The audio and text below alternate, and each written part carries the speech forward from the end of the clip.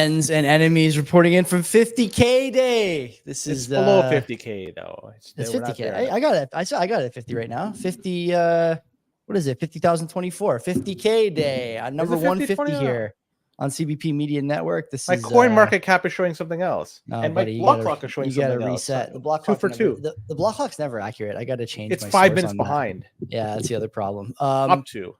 I'm Joey. That's Len. Welcome back, buddy. Great day to be a Bitcoiner. What's going on in your neck of the woods over there? Just basking in the glory of what's going on with the price of Bitcoin. You know what? Like, I typically don't follow, but today I did. For some reason, I did that.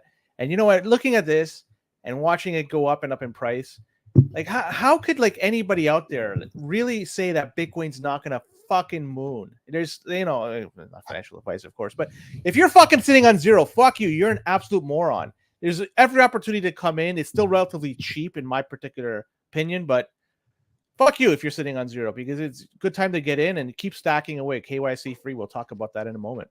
I don't get the zero thing. The ETF inflows are completely insane. I put a post up on our website maybe a week ago with some of the ETF inflows.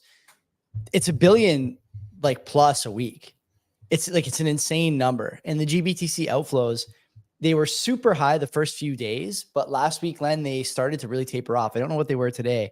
I think Thursday last week, it was like 75 million, barely anything. It's like a drop in the bucket, GBTC outflow. So I think a lot of people are just looking up or thinking about like, I'm not even going to worry about selling this right now, especially in the States. I don't know what the tax situation is over there, but anyway, we'll get to that among other things. As always, CBP sponsored by 2 great companies, EasyDNS, the best place for you to host your content. Friendly neighborhood domain registrars, Mike, as Mark always likes to say.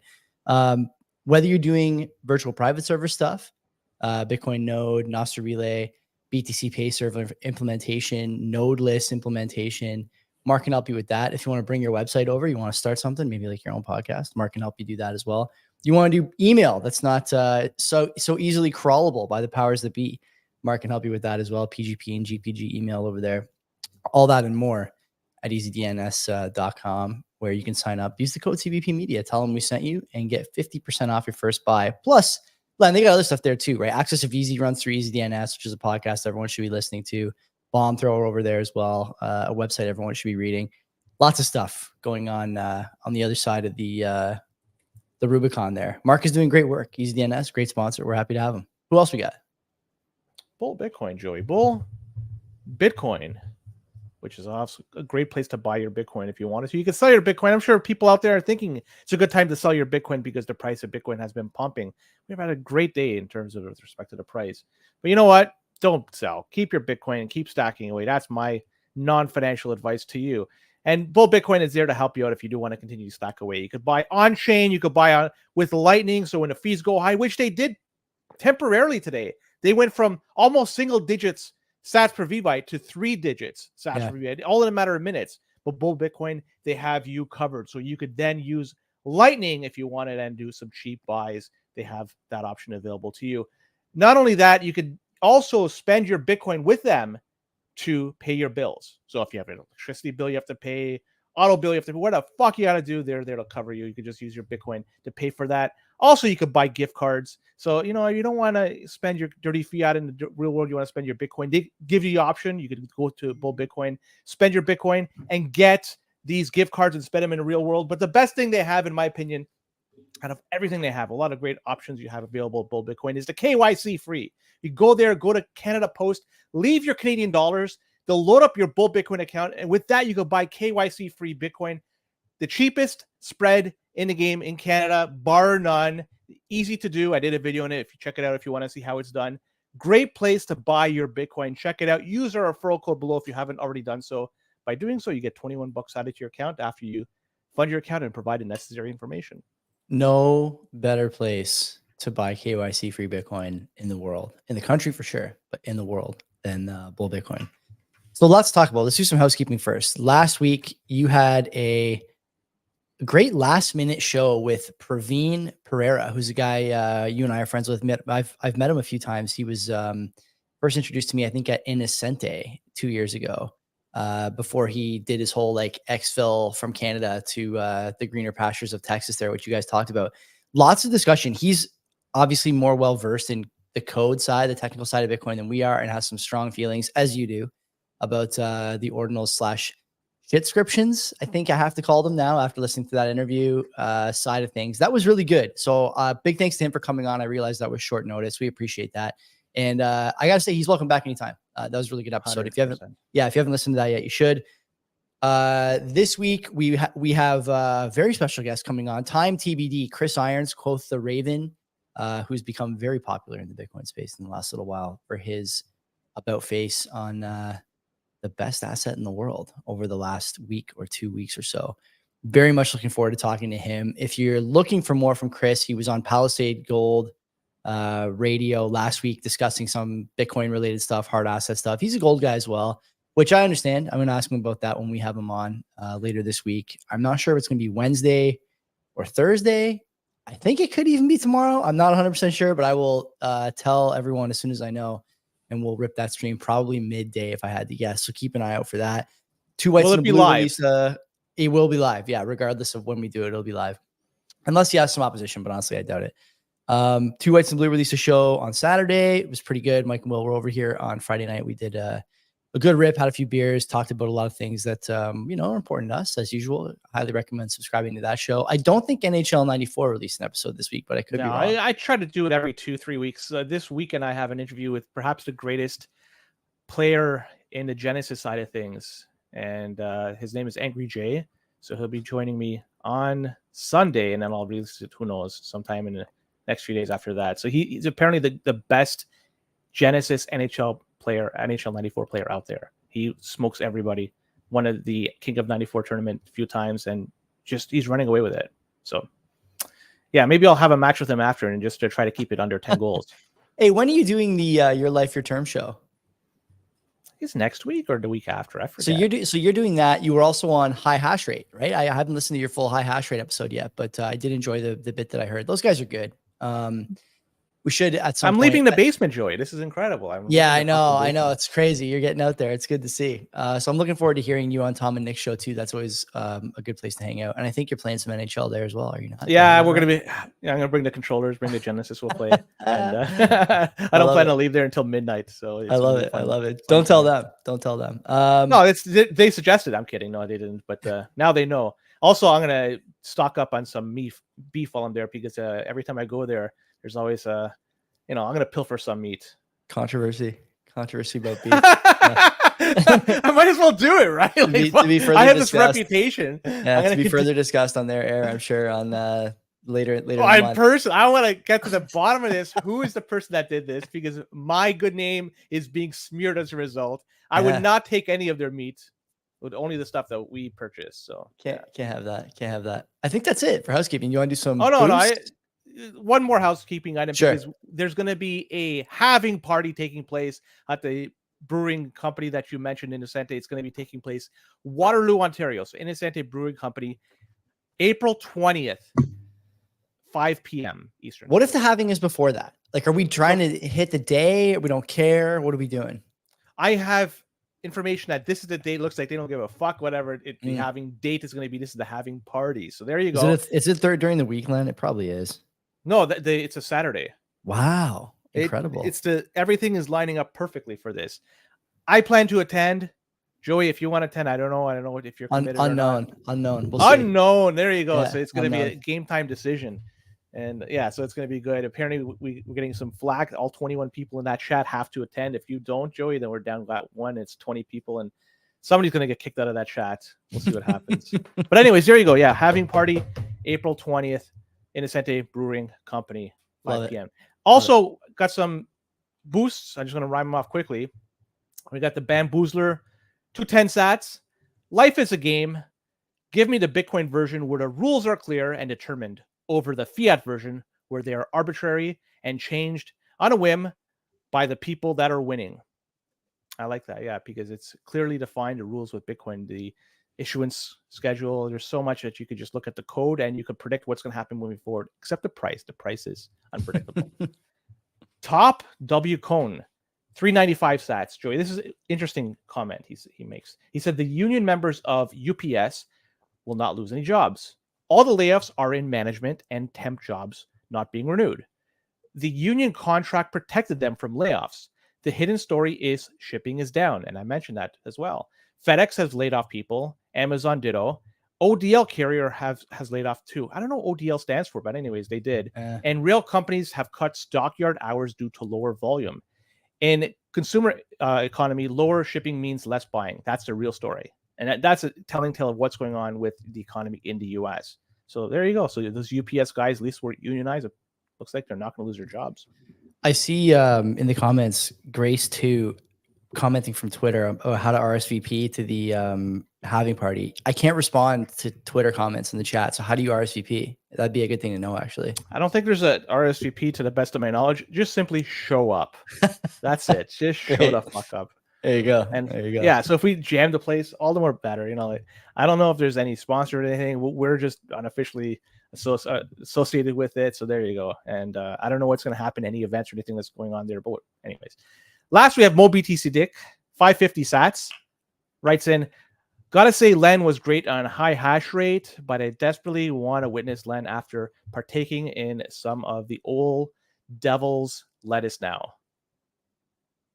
Not going to happen. You did say on the show that you're a CBD guy, though. I didn't know. Yeah, I like that. If I have to choose of the two, and I choose one of the two, I like CBD over the THC stuff. THC, it does what it does. But maybe CBD is snake oil, like I mentioned in our chat. Could be, could not be. I have no fucking clue. But it's relatively cheap, and it gives me peace of mind. And it feels like something is going on with my joints, improving them. But again, it could all just be in my head. It could be snake oil. I could be pissing my money away. But luckily, it's not that much money.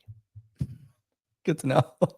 All right. Well, we may as well hop into the Bitcoin stories here. I see you took no prisoners on the thumbnail. I think we might have some disagreement here. Do you want to start there, or do you want to start somewhere else? Let's talk really, really quick. And I don't even have it on my agenda here, but Biden's laser eyes. What the fuck is that all about? How cringe is that, Joey?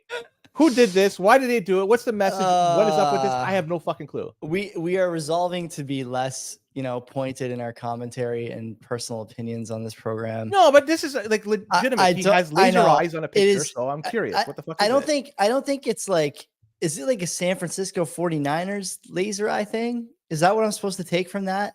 That it's like a Kansas City Chiefs one? Like, what does he mean by just how we drew it up? Like, that's what I don't really get. Like, what is he going for there? I thought it was like maybe Super Bowl related, maybe. I don't know. Because I can't imagine it's something else. Like, what is he talking about? The tweet is like it's like cryptic, but it was during the Super Bowl. So what else could it be? Is it a carryover from his tweet about and video about shrinkflation? I don't know. Like, is there any connection between the two of them? That video, by the way, was incredible. All-time stuff, right? When he talks about inflation going down every day, to then transition pretty cleanly to, yes, the prices are lower, but you're actually getting sneakily less food. Like, not really great PR there. But that's what you get from a White House that employs people like Jean-Pierre and the others that are on that podium day in, day out. Just, dropping the ball is the kind term. I think maybe I'll stick with that, but I'm sure people have more pointed language than that for what's going on at the White House. Look, to your point, to answer the question with the tweet, I don't know. Nobody knows. I don't think they mentioned what it is. I didn't hear anything today clarifying what it meant. So God only knows what's going on over there, buddy. I don't have a clue. Honestly, I do not have a clue. That's the best. Throw something out there that is even remotely closely related to Bitcoin. Say nothing and just leave it be. And you'll probably never address it moving forward. Engagement farming, right? I respect that. Well, then, the debt is like 32 trillion. If you can get a couple of bucks from Elon for the views of your tweet, like, why not, right? It's fiscally responsible. Joey, I think you're 2 or 3 trillion short. They're 34 or 35 trillion. The debt. Oh, good. So just imagine that. Like, and it's just a few trillion here. Like, it's trillions of dollars. Never we're gonna fucking repay this thing. Or I gotta look here. Anyway, yeah, that's funny. I don't know what to make of the laser eyes. You know as good as anyone. 34 trillion. Yeah. Wow, 200 billion on top of that too. We're getting close. It is getting real close. Yeah, by June, July, it's going to easily be past 30. Anyways, let's talk about what's going on in BC. But first, before I talk about what's going on there, last week we had some shots fired by the Biden administration towards Bitcoin mining. And we talked about this. They had, they were asking for miners out there to voluntarily submit information, and they're trying to collect this information with respect to Bitcoin mining. And this is for the Department of Energy, they're the one that's running this. We discussed it at length. Check it out, CBP 149, if you want to get more information with respect to that. But, well, we have a jurisdiction in Canada, and I mentioned BC, that's also firing shots at Bitcoin mining as well.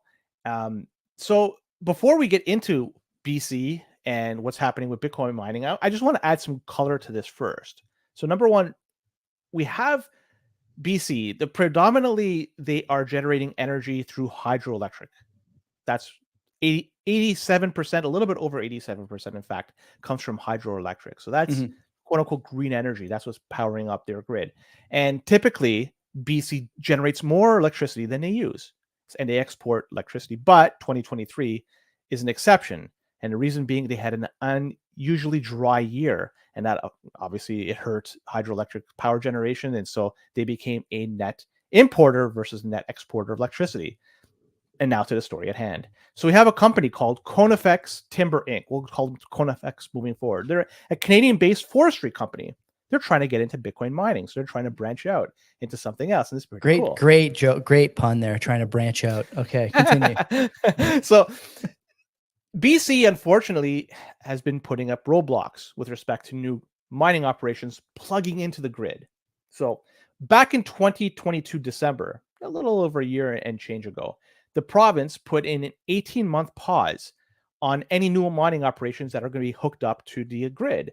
And this impacted Conifex because their ability to move forward with the mining operation is now going to be impacted as a result. What they decided to do is, like any other company or any other individual, they decided to take this to court.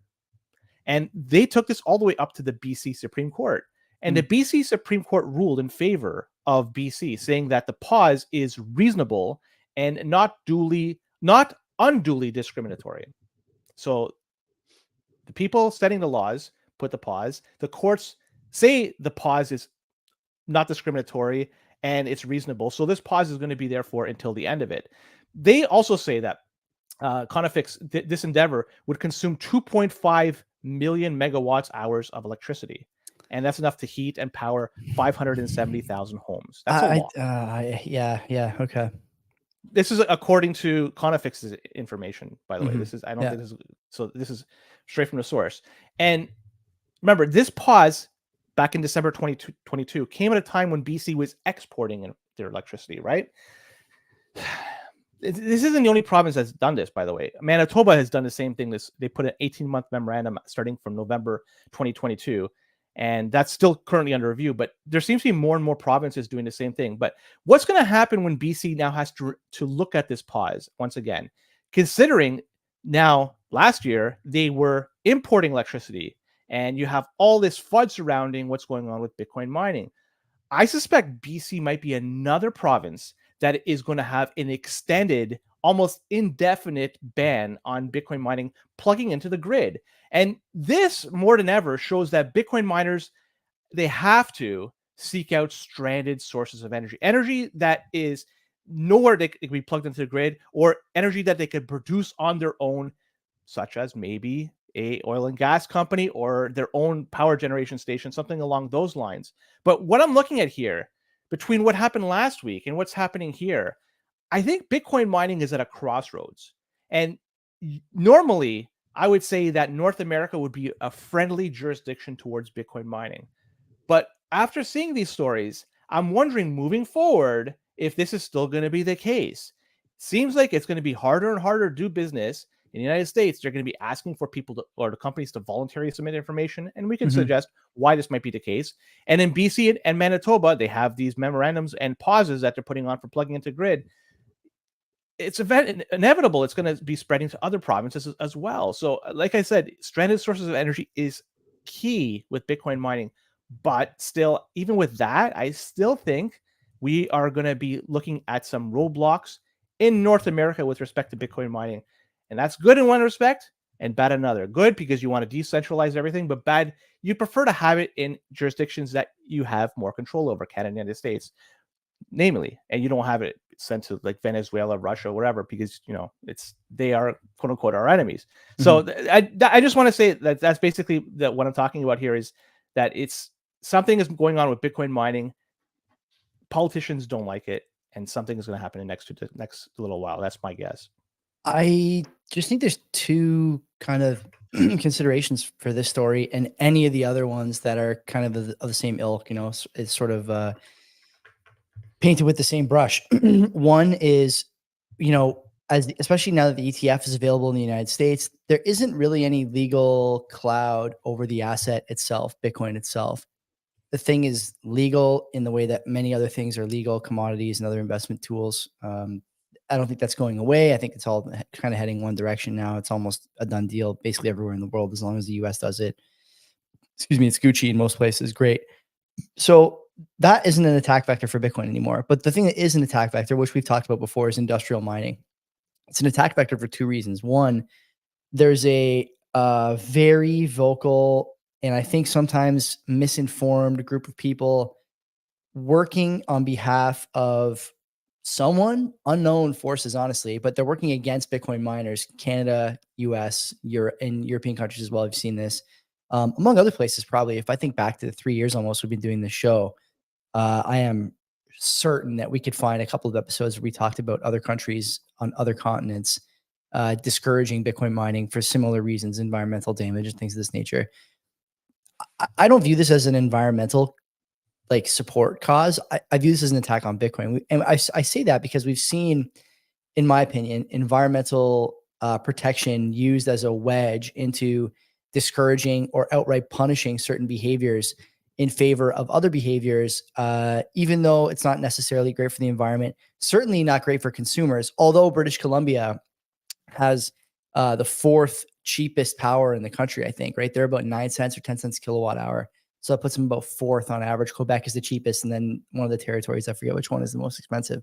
So it's not really good for anybody except for the people who want Bitcoin banned, controlled, more centralized, stuff like that. The other side of this, Len, is, what do we do about it, right, as a community? I think a lot of us, I don't want to speak for you, but I think a lot of us in Bitcoin, especially if you've been around for 7 or 8 years, you and me are on we're in year 8 now, is sort of in the Bitcoin space. And I can't think of anyone who's ever come up with a good solution to governments attacking mining, right? We know the benefits. They're there. They're very clear, I think. Grid stabilization, demand response. We've heard these things. And actually, there's a lot of good stories that we've talked about over the years. So what do you do when a local government or a state government or a federal government won't engage with you on fair terms? I don't know. I kind of think you do it the same way Uber did it sometimes, where you just keep pushing and putting down roots until the general population demands the product or service, or the byproduct of the product or service, in this case, I guess. And it becomes politically feasible and basically required to win an election to keep this stuff going. We're a long way away from that. The other thing, Len, is you just leave. And I think that Canada has suffered from this a lot in the last 4 or 5 years, probably longer than that. But in the last 4 or 5 years, it's been a number of things that we've kind of pushed away from our borders in a lot of ways. And I fear that Bitcoin mining is going to be another one. I had a moment of memory there when you were telling the story about these moratoriums on mining that provinces and municipal jurisdictions put on the books. Remember when Quebec, we had Ben Gagnon on in 2021, probably, or 2020 even? No, 21 when we started the show.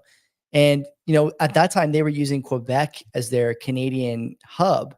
And shortly after that interview, Quebec put the moratorium on. I don't think they ever took it off, did they? I know that there's some hurdles that need to be overcome. I think that it's ended. I could be wrong, but you and me are talking and looking and reading about a lot of Bitcoin stuff, especially Canadian Bitcoin stuff. And I don't remember seeing a return at the scale that Bitfarms was in Quebec. I don't remember seeing a return. And, I think I agree with you that these moratoriums are becoming permanent bans, just because the momentum required to overcome them, both politically and from a business point of view, it just isn't worth it. Like, no politician is going to tie their, carriage to this horse, and no company, especially not a publicly traded company, is just going to keep bashing their head against the wall to mine in a market that doesn't want them, when so many more markets are starting to want them. specifically, obviously in the United States, some of the red United States. I don't know what to make of this except to say that I think it's a mistake, and it's one of many mistakes we seem to be making on the tech sort of cutting edge side of things. I mean, I'm a big fan of Professor Michael Geist, and he's talking a lot about some of the things we're seeing in the privacy space from the tech side. I think this is maybe not exactly the same, but certainly it's being dominated by the same mentality. Protectionism, centralization, difficulty opening businesses in the name of protecting, XYZ Canadian institution, power, whatever, right? Like, I just think it's a mistake, and it's going to be a costly one down the road. We talked a little bit, I mentioned it earlier in the show, the ETF inflows. This is a thing that's going to be huge for everybody at some point. It's already a huge part of like my life and your life, people listening, watching, but it's going to be big for everybody at some point. Why would you want to put your country at a disadvantage by pushing away companies that are trying to do the right thing and, use some of the stranded power, as you mentioned, to mine Bitcoin? I don't get it. Wouldn't the prudent thing be putting in like a federal level Bitcoin tax? Like for every, it's a 0.05% tax. Everything you mine, we get, 0.05% of it. Like that to me is the prudent thing. And I don't think we're far from that, honestly. Some countries doing that. Because as we mentioned before, it's hard to get the hardware, it's hard to get the power, it's hard to get all those things. But some of these companies already have roots down. I'm a little far afoot here at this point, but it doesn't make sense. I don't understand the principle behind this. And it sounds like it's hard to find an explanation, which makes it even more frustrating. Yeah, I don't know what else to say.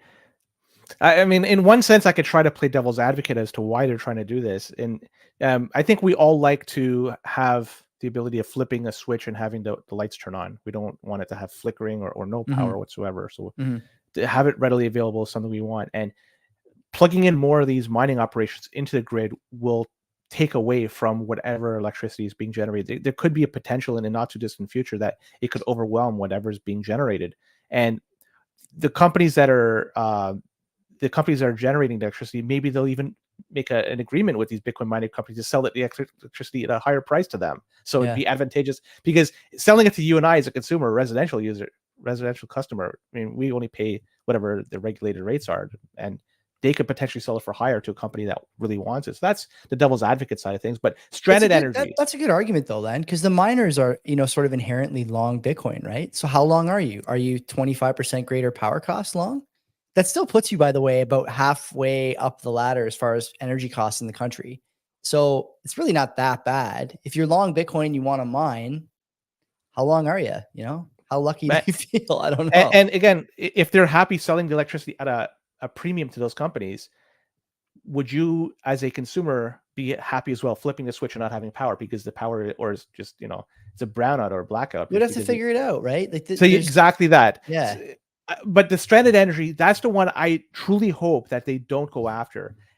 A Bitcoin mining company, data center that is hooked up to energy that is just non-usable. It's so far away from urban commerce, industrial areas. Just transporting it feasibly doesn't make sense. Economically doesn't make sense. So if using that for Bitcoin mining, I hope that there's not going to be opposition by the powers that be to stop them from taking advantage of this. Because in my opinion, that energy is useless. It's wasted. So you might as well try to harness it.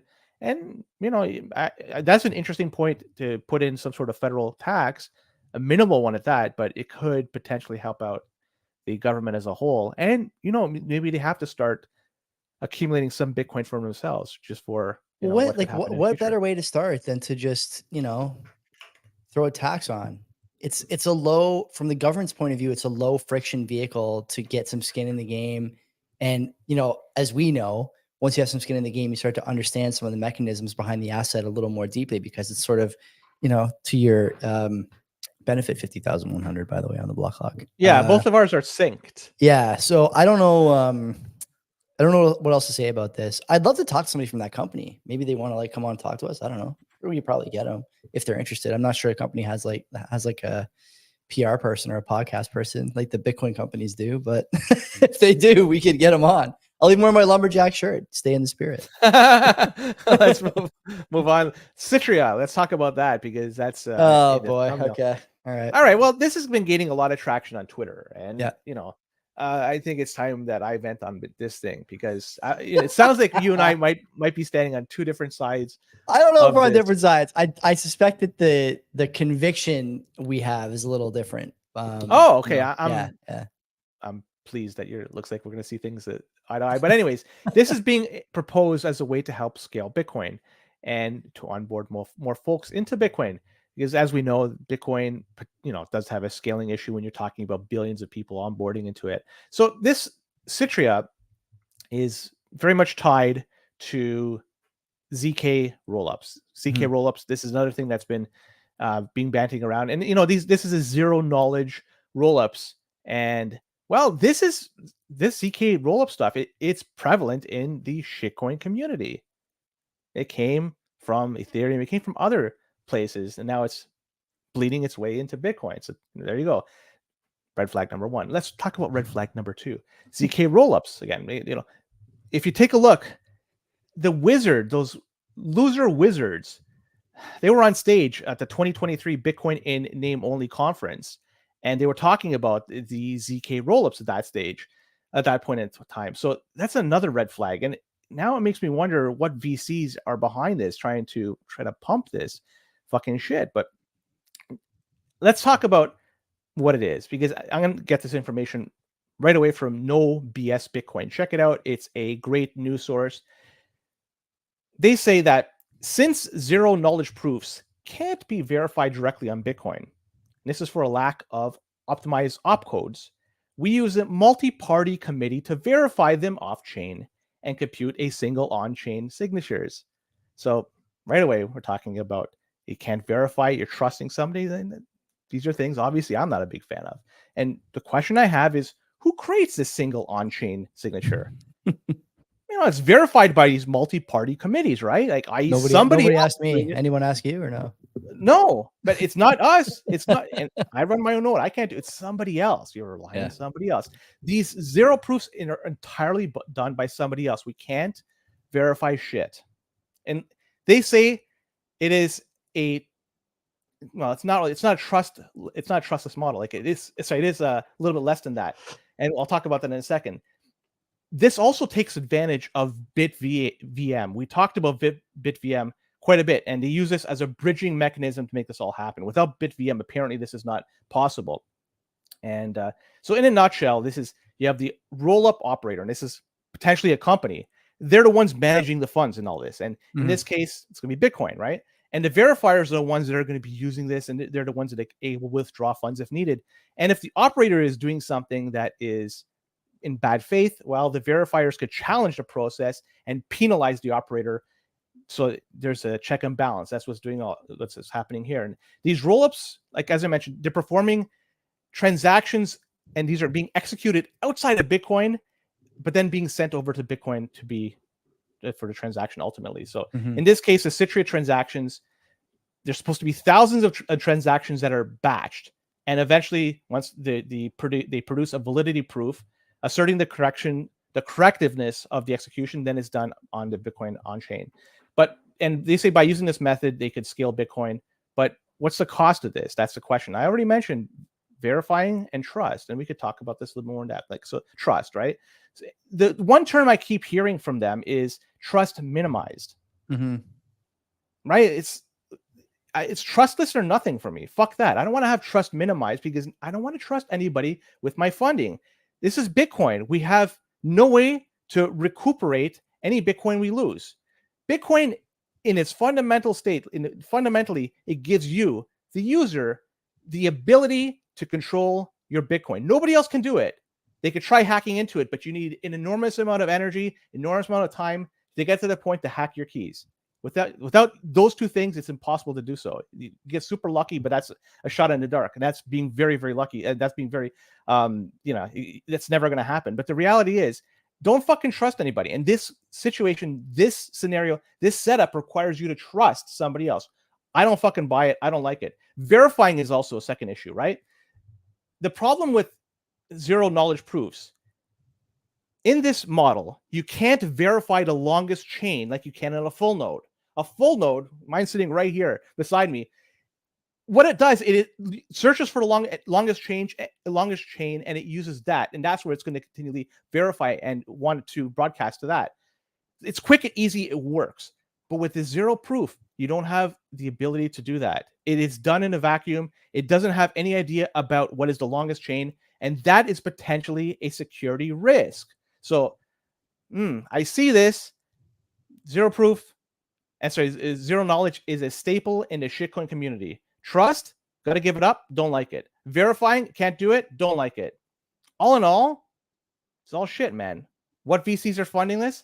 I'd love to know. Plus, you have all those wizards talking about this and supporting this. Too many red flags. 10 thumbs down from me for this one. I'll give it 11th in a little bit, but we'll see. Well, okay, a couple easy ones for me here.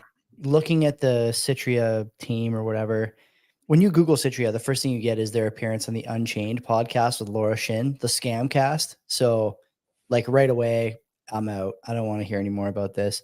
I don't know a lot about the guys who are running it, these two fellows. Their names are not handy, but if you want to know, Len, a couple of the projects that what's the name of this thing? Chainway Labs that's incubated this project, the Citrea project, for about a year. They've got two projects that are major. One of them is Citrea, right? You know what the other one's called? Yeah. Ordinal Safe, browser extension for simple and non-custodial BTC inscriptions. So, I mean, you're kind of, yeah, exactly, right? Like you're kind of going down this road. I don't want to talk about inscriptions. Like I think it's whatever, but to me, you got a couple of checkboxes here that really make it easy to see it's a scam. In the interest of completing my research for this episode, I joined the Citrea Discord chat and just a little looking around, checking some stuff out. I'll say this, okay? As much as I think this is a bad idea and probably won't take off for the reasons you mentioned there, trust minimize, zero knowledge, all that stuff, we don't need it. I will say that the founders and the guys who are working on the project are parrying dozens of requests from the people who are in that Discord and refusing to do a token. Everybody in that Discord is asking for a token and early access to it. It'll help with funding. It's easier than doing a raise. You have all the capital you need. You can sell this later, blah, blah, blah. Those guys, to their credit, you may disagree with the idea, but I'm giving some credit where it's due here. They refuse to do a token. I didn't listen to the Laura Shin interview. Maybe I should. I bet you she asks too, because she does ask about that sometimes. Why didn't you do a token? Like, it's a dumb question, Laura. But whatever. I think you're right. I'm not as concerned about this kind of stuff. The question I have for you, if I could play devil's advocate here for a sec, with all this new money and all these new eyeballs coming into Bitcoin thanks to the ETF and number go up and all these things, and as it does every cycle, we do pull from a lot of the other altcoins into Bitcoin because people kind of come to their senses and they're like, yeah, this is it. If this doesn't work, nothing works, blah, blah, blah. You know the story. We're going to get a lot of people who have bad ideas. We're going to get a lot of people who are trying to scam and con people, but we're also going to get people who have good ideas that just need a little bit of a chance to make mistakes and develop and iterate.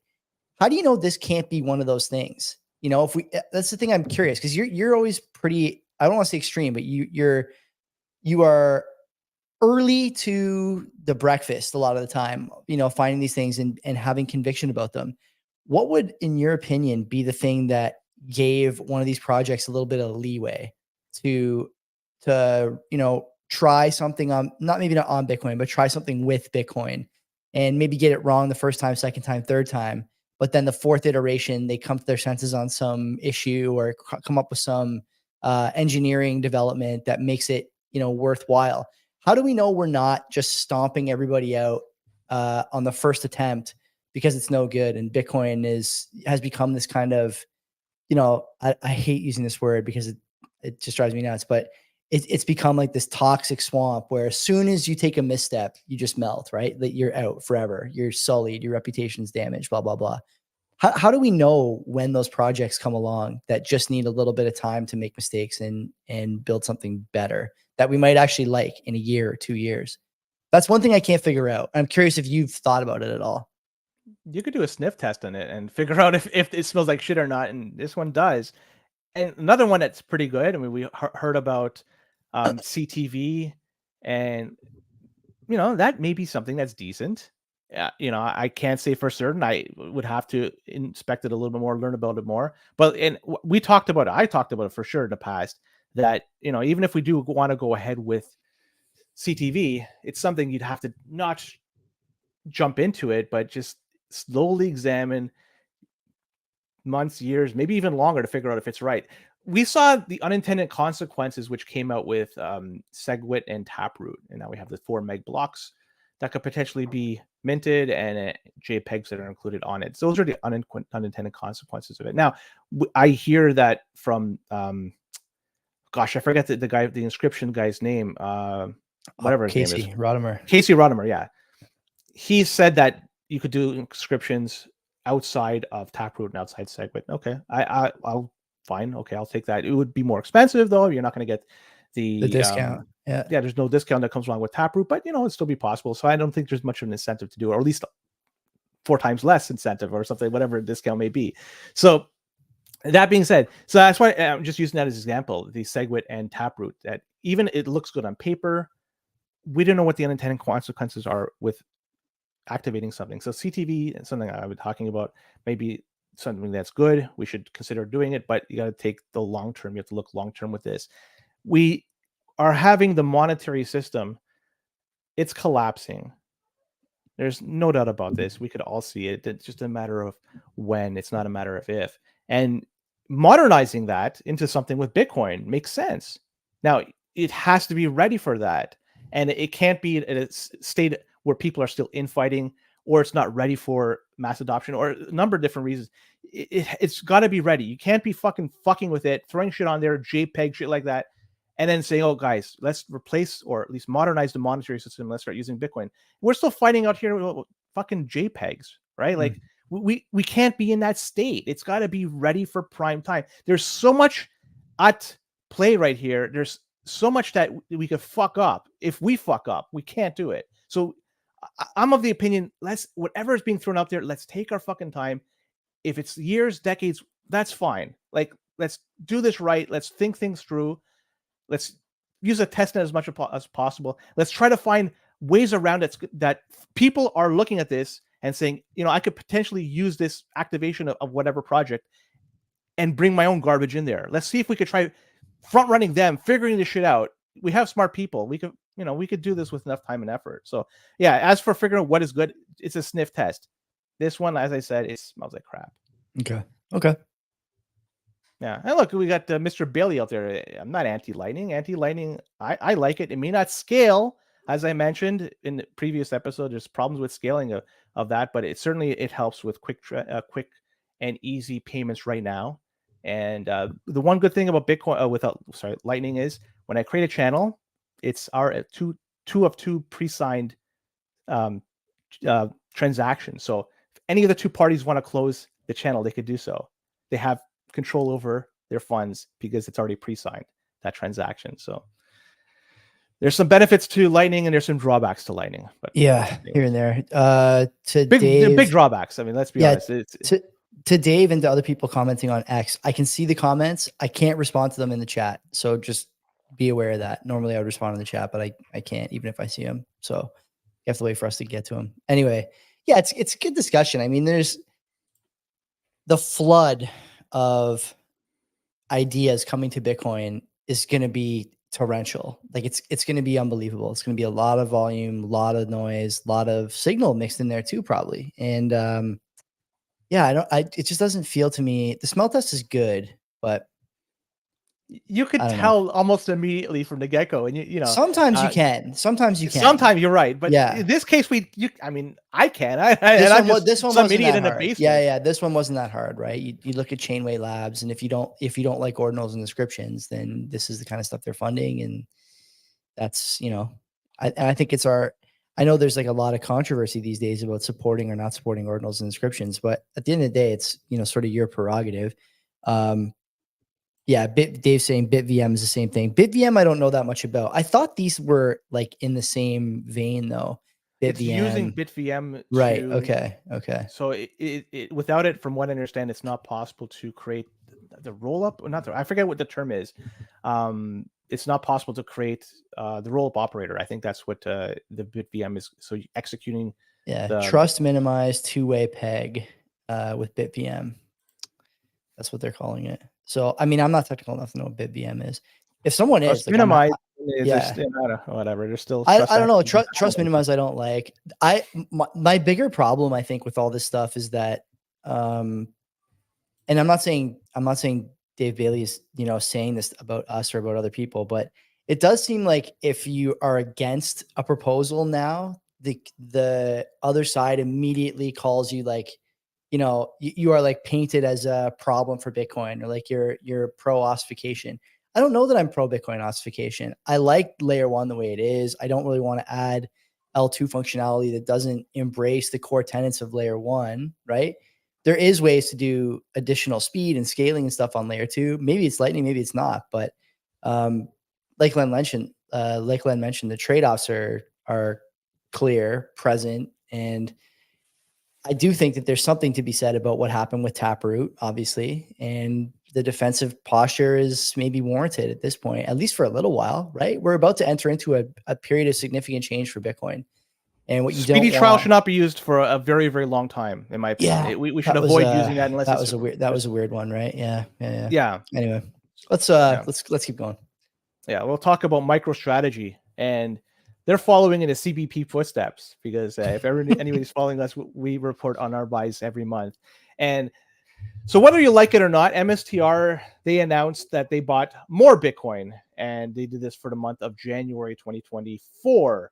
And as for the specifics, they bought, and I say this only, I wish I could only buy this amount, 850 Bitcoin, and it was a total of $37.2 million. If you compare this to previous months, this, in terms of what they bought, 850, it is a very small number. I think, but they bought this amount of Bitcoin for a reason, because this amount of Bitcoin got their balance sheet to an even 190,000 Bitcoin. So they're basically making a statement here. So it's a round number. I suspect moving forward is going to be crazy numbers. We don't know what's going to be, but it's not going to be a round number moving forward. So MSTR stock, as of yesterday, was up 29% in 5 days. As of today, I think it went up even higher. I didn't check what it went, but it's been gangbusters in the past little while. It's been absolutely phenomenal. So anybody who's parked their money in them, good for you if you're a fiat maximalist. So yeah, whether you like it or not, they have that Bitcoin. Now, the fact that they have it doesn't give them any more privilege. It's not like a proof of stake system where they're able to validate more with having more Bitcoin. They just simply have it, and they have more of the asset. For better or for worse, it is what it is. Anybody could buy it. They chose to buy it. And I got to give them credit. They're doing it, and they're finding the best way to do it. Dilution, going into a little bit of debt, and getting some Bitcoin as a result. We should have, I guess, next time we have a buy, we should consider bringing somebody on to talk a little bit more about this, because this is it's a very interesting topic. A lot of people like to hear about it, and we should get some in-depth information about what the MSTR is doing. SB is a pro. I'm happy to have him on to talk about MSTR anytime. Their earnings was today, right? Was it? I believe so. I believe it was today or yesterday, or today or late last week. I forget. But Saylor was on with Morgan Brennan, who I have a huge crush on CNBC today. And I haven't listened to the interview yet, but everyone's talking about the same few things. This obviously transitioned to them being a Bitcoin development company, whatever that means. The Bitcoin buy. And then a word that he's used a lot in the last little while that me and Wayfaring and SB have discussed in a chat that we have, this word accretive. And I think, Len, you and I talked about this before, that what people should be looking at is the Bitcoin per share of MSTR. And I pulled a tweet from somebody, this is like a couple months ago now. We talked about it on the program. He's talking about it the same way now. And I wonder if he was talking about it this way before internally and just came out with it recently, or if he looked at this, saw that it was popular, and started to discuss it in his media appearances and on their earnings calls and in their reporting. The big question that remains for MSTR is, are you going to buy that, or are you going to buy one of the ETFs? I don't know. It remains to be seen. You can see very clearly how significant the GBTC outflows were for the first little while. What you can't see is the MSTR outflows, and the stock has performed pretty well since the ETF came out. It's not gangbusters, but it's also not clearly suffering from outflows into these ETF products, especially in the United States. So what can you say about this? I don't know, man. I don't know. I like to buy, of course. Question is like, what do you get with it as an MSTR shareholder? What is the benefit to you? Are they going to be in M&A mode at 190,000 Bitcoin, which is 1% of the circulating supply, by the way? Slightly less because it's total. Yeah, you get the 119.5 idea. million. Yeah, it's about 1%. Yeah, I don't know. I look at that number. It's funny that they got an even amount of Bitcoin. Yeah, we talked about this. We said this on the show. You can go back like 10 episodes, something like that, and we talked about it. That 1% number. So I don't know. What are you getting for MSTR at this point is the question I don't really understand the answer to. I don't think we could try to analyze this, and this is way out of my wheelhouse, so I'm not even going to speculate. I guess the only way we'll figure this out is over time, and I'm curious to see how it does play out, but I'm not even going to fucking try to guess because I have no clue, and I'm going to be 100% wrong if I try. But Fidelity Canada, Joey, talk about Fidelity Canada, Serenity Now. A lot of people were foaming at the mouth this past week because it was reported on Twitter. I'm not sure if you saw it, and even by a few big names on the Bitcoin space, that Fidelity Canada has been allocating some Bitcoin to their all-in-one ETFs.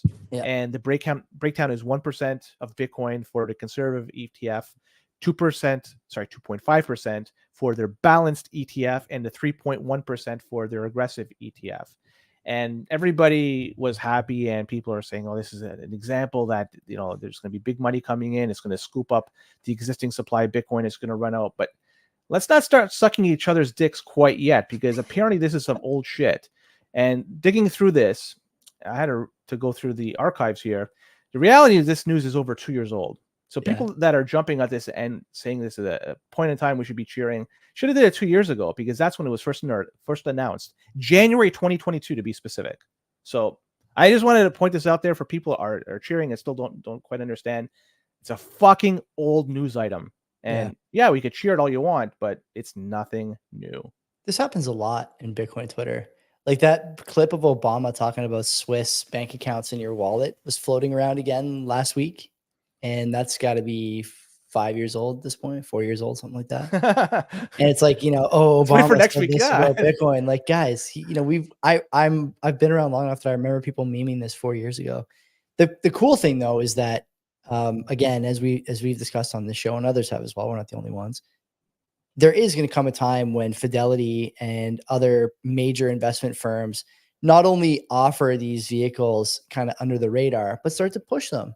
They'll become popular amongst certain people. There's going to be people who want exposure to the Bitcoin volatility at 1% or 2%. Julian Figueroa, Kinetic Finance, and I, a couple weeks ago, were trying to hammer out the details around that Preston Pitch quote that you could go 2% Bitcoin and 98% cash and beat the S&P. I couldn't find the data to back that up, and we found a back tester that seemed to be good. But you do beat the S&P at like 6%, 7%. So maybe people are looking for something like this, right? Maybe they don't want the full 7, but they want 2 plus some gold, plus some bonds, plus some cash or something like that, right? Those are conservative portfolio options, those ETFs that are blended. And I can't imagine why they wouldn't put Bitcoin in some of these different ETFs, right? Like there's going to be a whole generation of young people coming up in the Robinhood era who maybe don't want to do the self-custody thing right away, or have some money in their IRA accounts that's taxable on removal, and they want Bitcoin exposure, but not full Bitcoin exposure, right? They position it defensively. I'm thinking in terms of my own investing. My wife and I have a joint TFSA. It's her TFSA, but I manage it. It's defensively positioned. I would love to get something that was like 80% VFV or XEQT and 20% Bitcoin ETF, but I can't get it there, right? So, but I would love to get that at a cheap management fee. These things are all going to come in time. And though this is an old news story, it's going to become a relevant one, I think, pretty soon. There are going to be some of these places that are offering this and positioning their investors, their clients in Bitcoin this way. If you don't like the volatility, we got something that's, position size right for you, John Doe, Jane Doe. You're going to love it. That's the story, right? We like that. The inflows show that there's desire. And I think if you add vehicles like this, those inflows grow even more. In El Salvador, there is somebody or some company that's called Cherito Cafe. Nice. And they're doing something that's very interesting, and they're using the Lightning Network to do it. When you go there and you buy from them using the Lightning Network for payment, they have set up their own LN wallet. And what this does, their special LN wallet that they set up, it pays the percentage of the sats that they receive to each employee of the company that helped make the product. So the funds are being sent directly to those most impactful for the creation of the product. So it's not just their own employees, but it's every person along the supply chain that the sats can be sent to indirectly when you make the payment. So that's really, really cool.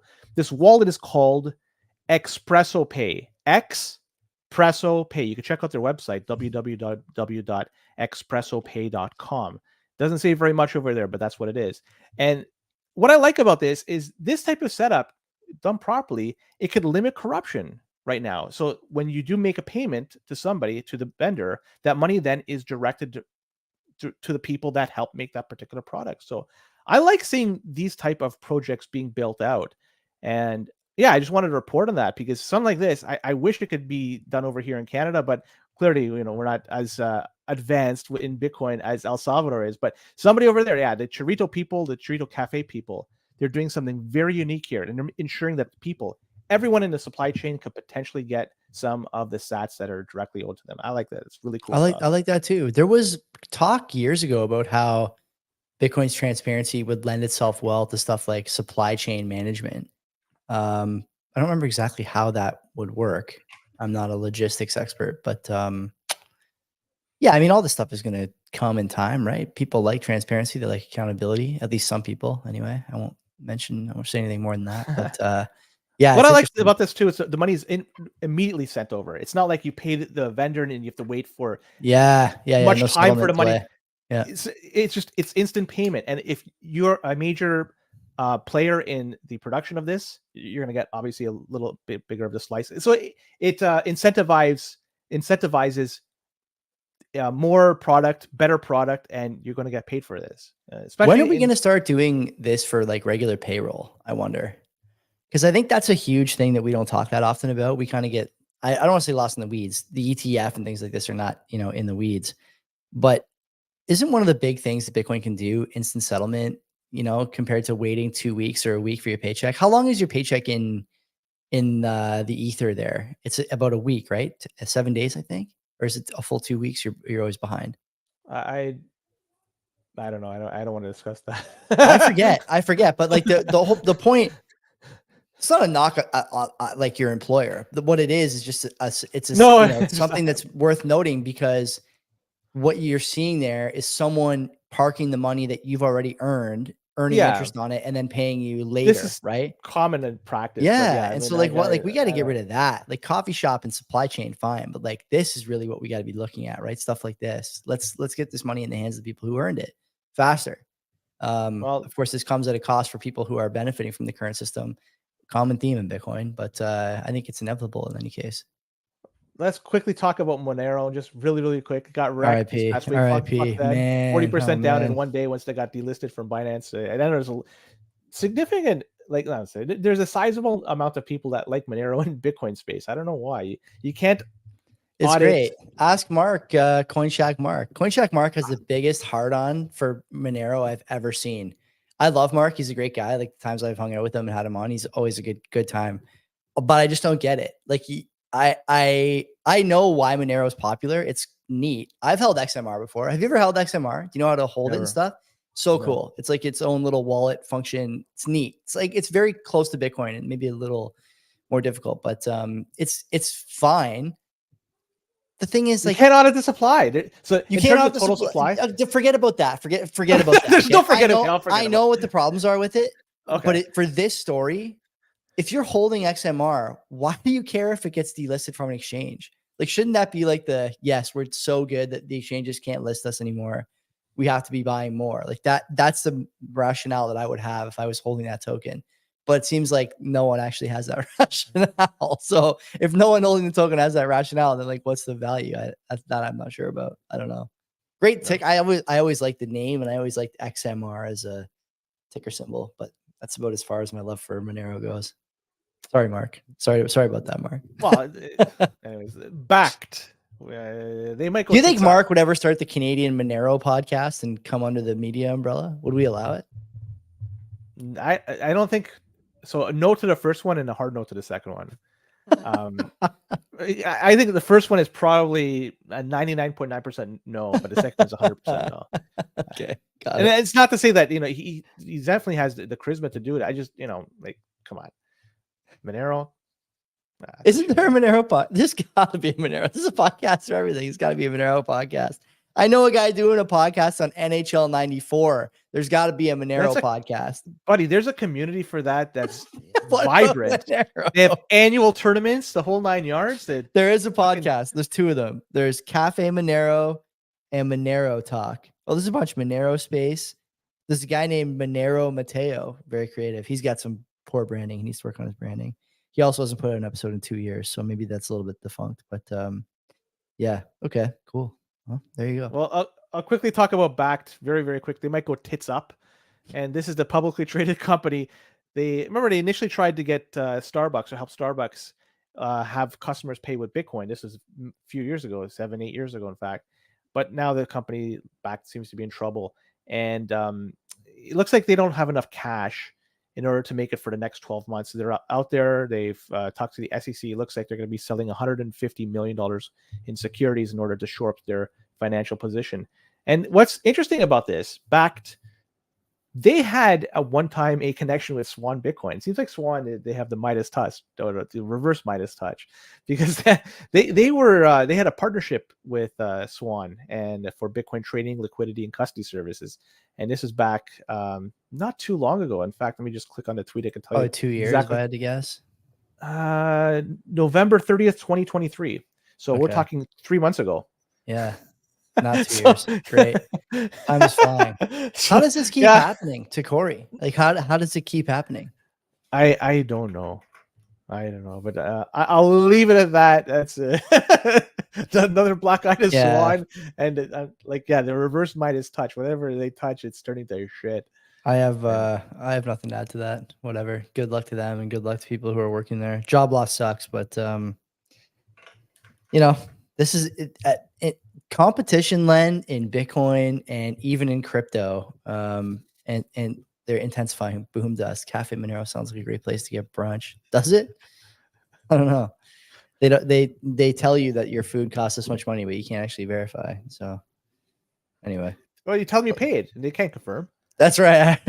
I'm settled up. I paid. What are you fucking talking about? Yeah. I would show you if it was a transparent and open ledger, but I can't. You fucking got it. Let me tell you. Should we move on to other notable stories? Yeah, we should definitely do that. We're moving on. We're moving on to other notable stories. So if you're listening on audio, tune in tomorrow when other notable stories drops, and if you're on video, stay tuned for the next segment where we discuss other notable stories. Until next time, take care of yourself. Don't be a cock. 1 hour and 3 minutes and 18 seconds. That's pretty good. That was a good rip there. Okay, time for the Canadian Bitcoiners podcast favorite, other notable stories. So what are we talking about tonight on ONS? What are we talking about? So the US, they went out this past week and they sold a record amount of 10-year debt. And the Treasury Department, man, they made a fucking killing. So it was $42 billion of 10-year notes were sold last Wednesday. And those who bought them got or are going to be getting a cool 4.1% yield.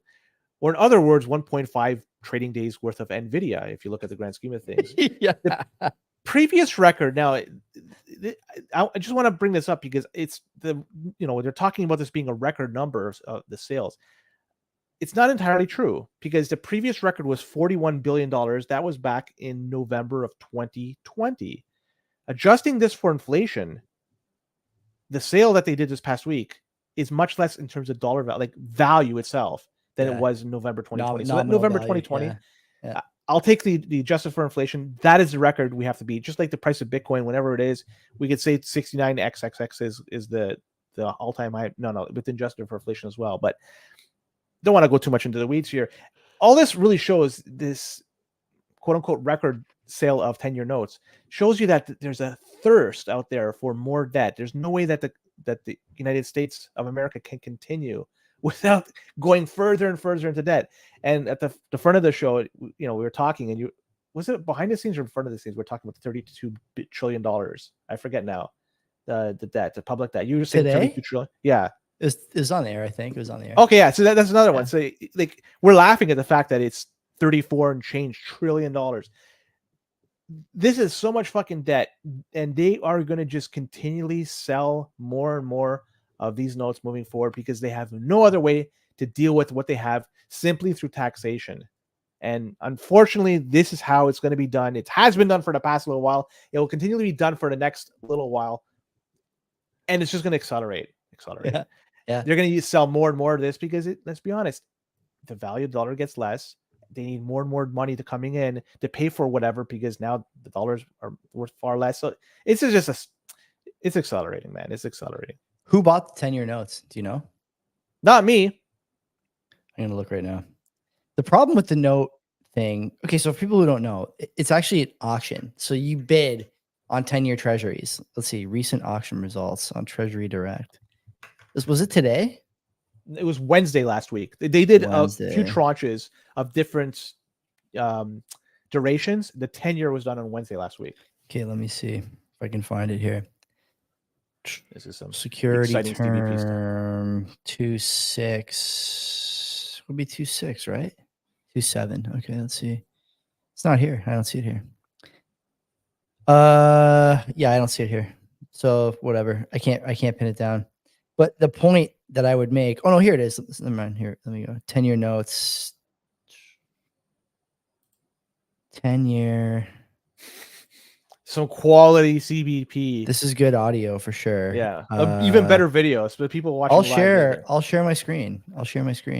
So people who are still here, unbelievably, thank you for staying. All 30. The number of people tuning in, it's just going down. This is it. Okay, so what am I to make of this here? Like, this is your bond. They sold auction. a bunch. There you go. And what do you make of this? So this is bonds, 30-year, 20-year. Here's your 10-year notes. There's one from the 15th, and then the most recent one from after that is the 16th. This one I remember hearing about. This one, let's see. We welcome your feedback here at Treasury Direct. So you can't see who bought them. I'd be curious because I think the problem with that market is that at some point central banks are buying all the debt, in which case, it's just Peter paying Paul, right? So like what are we talking about here? It's just like fake funny money everywhere you look.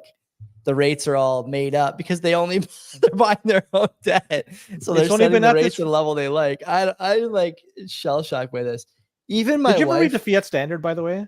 No, I have it, but I haven't read it. I don't read books. I got to start reading books. I'm copying that right now. The Fiat Standard, it's a awesome, like one of the first chapters talks about England, and they were funding the war, World War I, and initially they tried to sell bonds in order to fund it.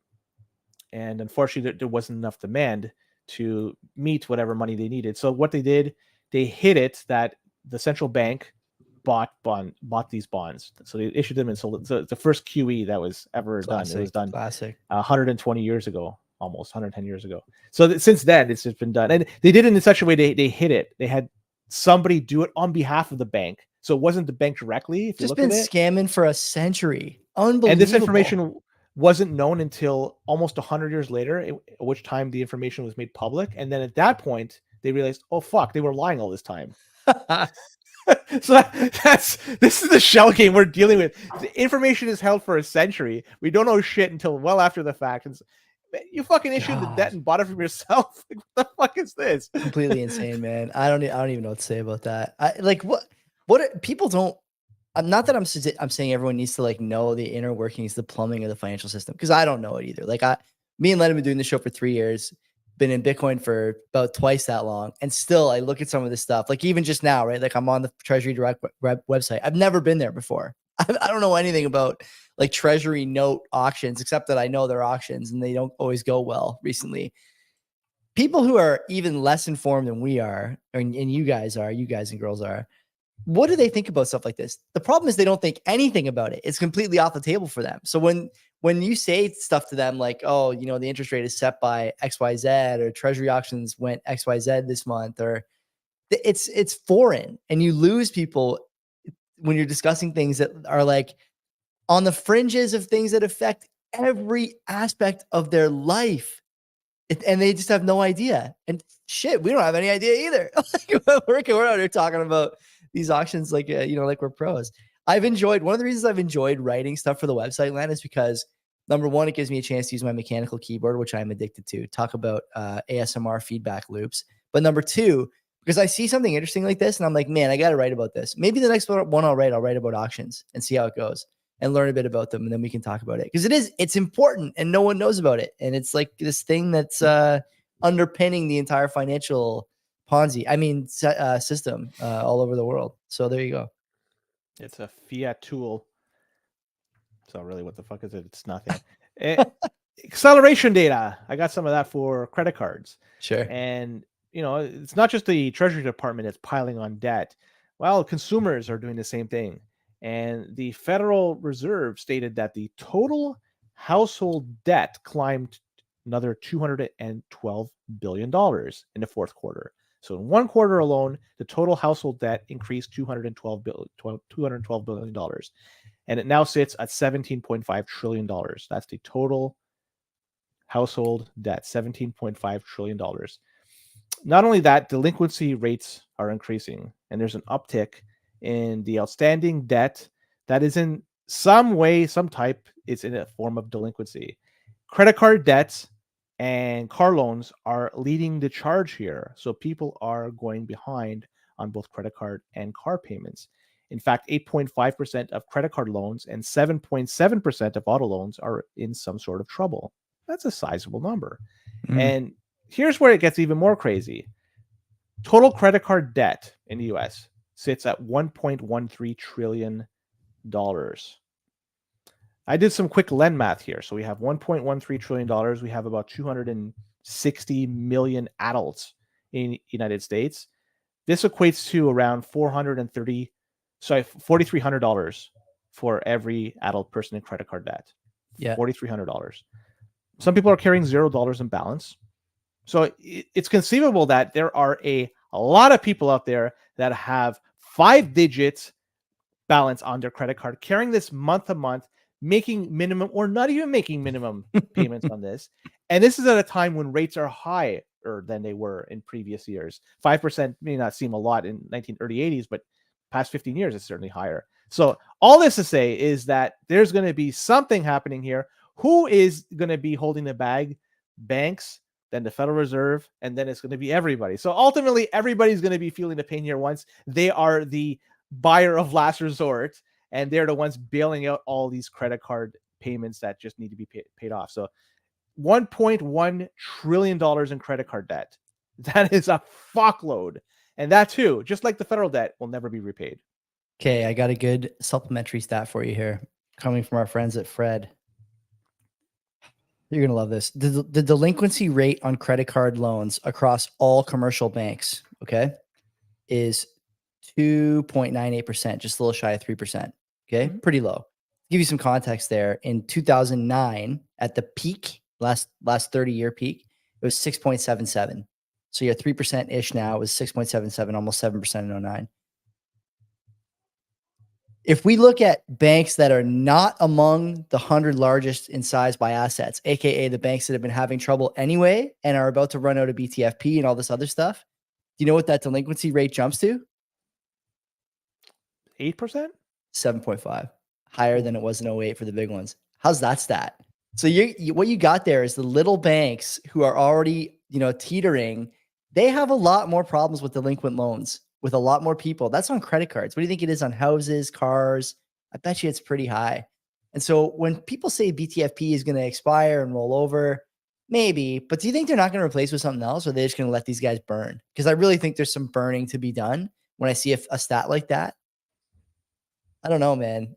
To me, that's like a dangerous, dangerous game to play because they already had a problem with confidence, right? And you're checking a couple of boxes here, as I like to say. You got the BTFP running out. You got Jerome Powell doing 60 minutes. Like, none of these things are good if you think that the banks in the U.S. are, sound, resilient, solvent, whatever the word was they were using 2 years ago, a year ago. Interesting stuff, man. The credit card debt and the other two that you mentioned for mortgages and car loans. Yeah. With the car loans and the mortgages, they could repossess the asset, maybe far less than what the initial loan was, but they still have that. With credit cards, typically they can't repossess. The problem with repossessing the asset is they'd have to realize the loss. You know what I mean? Like they're in a hole there. The whole point of the BTFP was, not realizing losses on your bonds. If you have to realize it on your real estate, specifically commercial, like if you have commercial, you're in a world. We'll talk about that. We'll talk about that. I'm on the Fred website, which, by the way, like if you ever want to just kill some time with a cup of coffee, the Fred website is great. Just type in the search results there, or type in the search bar, whatever you want to find, and they got it. Now, how good is the data? I don't know, but it's as good as there is out there. And they're the ones familiar with that site. Yeah, they're the ones giving away. Anyways, New York Community Bank Corp. Since we're talking about commercial real estate, since we're talking about these smaller / regional banks, let's talk about them. And we mentioned in previous episodes, I think last week, how their stock tumbled significantly because they reported some losses that were a surprise to investors. Well, shareholders, they have since filed a lawsuit against them because the stock price of this particular company reached a 27-year low, and also dividends are being slashed. So it's being cut in two different ways. So you're really taking it up the ass and everywhere else if you're a stockholder here. So this lawsuit is based on the company allegedly failing to disclose that it needed to earmark more money for credit losses. And as a result, there was a 71% dividend cut. 71%. That's significant. They posted a $260 million fourth quarter loss.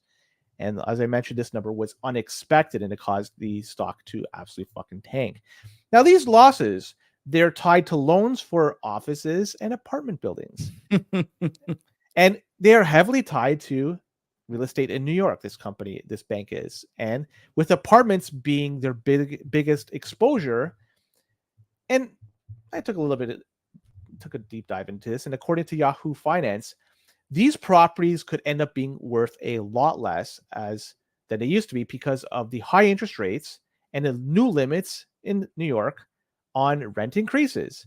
Amazing. Almost half the New York City apartments are rent subsidized. And if you look at what happened in 2019, the state put on a limit on how much rent could be increased. And that made it harder for landlords to make profits from buildings. Also, as a result of that, there's less appetite for the landlords to fix up the properties. So as a result, you're making less profit. The building hasn't been getting as much upkeep. So the overall value comes down to toss in some high interest rates and inflation. Well, you have the perfect storm now for the New York Community Bank Corp that is absolutely getting wrecked due to their exposure in the real estate market in New York City. So there you go. That sort of ties into what you were saying earlier as what's going on with, this is pretty sad stuff. And this is not the only bank that's going to go tits up soon. There's going to be other ones, to mark my words. But this is the one that's, I guess, is getting all the highlights these days. I'm not going to add anything. I think you're right. Isn't the question now, like you mentioned earlier, just when and what the response will be? The response can't be to just let all these regionals crash. It cannot be the response. You had guys like Calcanis and the all-in crowd talking about, the financial system will fall apart if we allow this. Confidence is the only thing that matters. You're throwing it out the window, blah, blah, blah. Maybe that's true. Maybe it's not. But I can't imagine they do nothing after the, coordinated, quick Sunday night, you will recall, response that they had for SVB. So they're going to do it again? I don't know. What are they going to do? Jerome Powell, come on the podcast. Let's talk about it. I know I'm not Scott Pelley, but, I got 60 minutes for you if you actually want to talk for that long. I think that they're just going to let these bigger banks gobble them up for pennies on the whole. So that would be nuts. That would be nuts. But you might be right. It's on the table for sure, right? Yeah. So let these banks of America, JP Morgan and so forth, just get them, not at the value of which they should be sold, but a lesser value to entice them to take them on, and business will continue and customers will still be served. But some customers who won't be served are going to be those in Seattle. And this is a story about unintended consequences, Joey. And there is a new ordinance from the city of Seattle. And this ordinance is adding $5 to all DoorDash and Uber Eats orders. And the rationale for this was simple. It's supposedly to help those making the deliveries of these things earn a livable wage. And well, unfortunately, this may have backfired. And the reason being is that fewer people now are making orders, where the delivery people used to have a full day worth of deliveries are now sitting around waiting for orders to appear on their phone. Go figure. Their phones. Go figure. One driver even shared he made last week, he made $464 as opposed to previous year $931. So less than half than what he earned in the previous year. Oh my God, man. And this is all because people are deleting these apps because there's a $5 added surcharge. What can we say about this, Len? Like, what do you say about this? How do you put this in perspective for people who are making these decisions? It's not like this is the first time, like we've seen this a million times over the years. You add fees and costs and living wage this, and people just don't order anymore, right? And then the whole thing falls apart. What are you going to do? You're going to mandate that people order Uber Eats to help buddy have a decent life? I'm not saying it's a great situation, but this is not the answer, is it? We've seen this a million times. This story is one that's as old as fiat economics, right? The invisible hand, not so invisible, and when you see it, it's already too late. It's already too late. I don't know, man. Seattle, like among the worst places in the world right now, right? Like worst first world cities to live in, gotta be.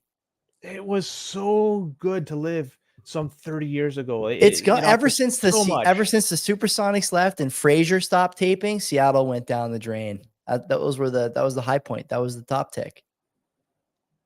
Potentially, yeah. When did Supersonics leave? Got to be the mid-aughts, maybe before 2010. I think. Then no, a few years before then it was top because that's when the Mariners were kicking ass. Kevin Durant got drafted by the Sonics, and I think he was in the 05 draft. So probably 05, 06. Yeah. Well before that. So anyways, yeah, let's talk about the border bill very quick. And the impeachment bill, the Donald Trump impeachment bill / omnibus Ukraine bill / it's like, and they call it the border bill, and this is why I am bringing this up because it's the name that's being bantied around. I'm not making this shit up. This is what's in the media, and just looking at this, you think of the border bill. Oh, there must be something that's trying to shore up what's happening down south because you have the flow of migrants and so forth. Well, it's not the case. It's $118 billion that's allocated towards this border bill. Mm-hmm. Of which 20 billion of the 118 is for border security. 20 billion is given. So 16% of the bill that's quoted, named after by the media is going to be sent for border security. 60 billion to support Ukraine.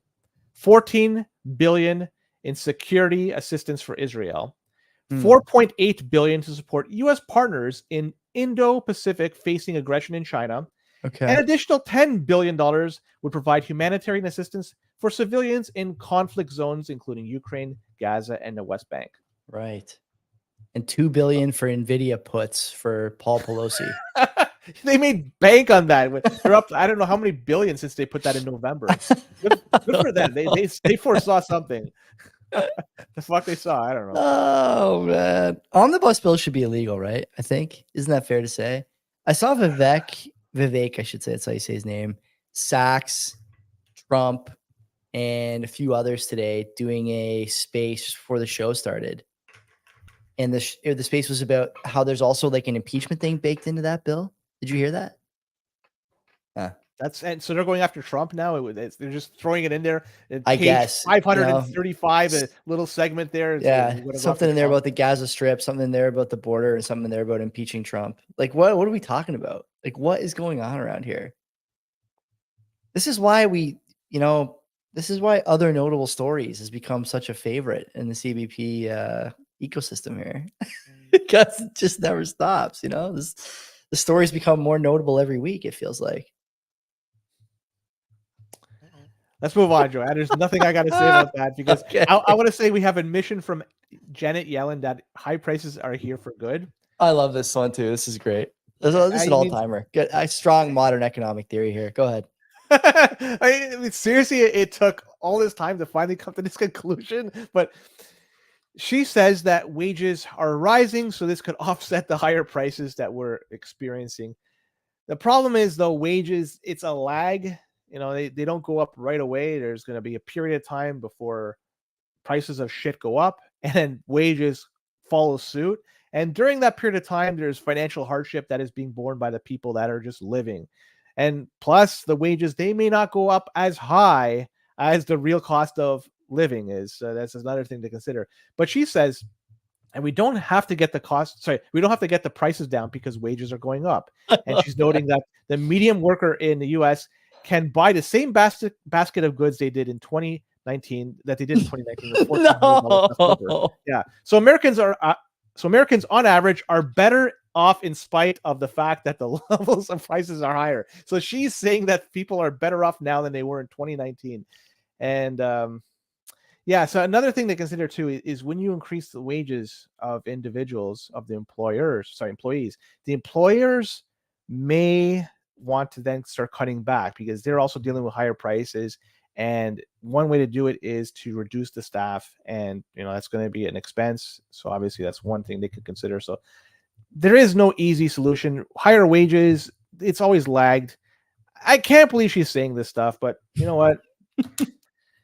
I don't think she's got much time left in terms of in that position. Do you think she's dying? Oh, she's gonna lose. No. Oh my god! I hope she lives for another 50, 100 years. What the fuck? Wow. No. She looks healthy enough. I hope she lives for a very long time. No, but in terms of doing her, I don't think so. I don't think she's going to be in there for very much longer. Like she's saying some crazy stuff, like suggesting that prices don't have to come down because wages are high. Like, I mean, where are wages high exactly? Like we talk every week about how people are making less money. UPS is doing well, yeah, unless you're a guy who got laid off, temp or otherwise. I mean, Janet, this is not how things work. I think you're an educated economist. Maybe that's the reason you don't know. Who's the message for?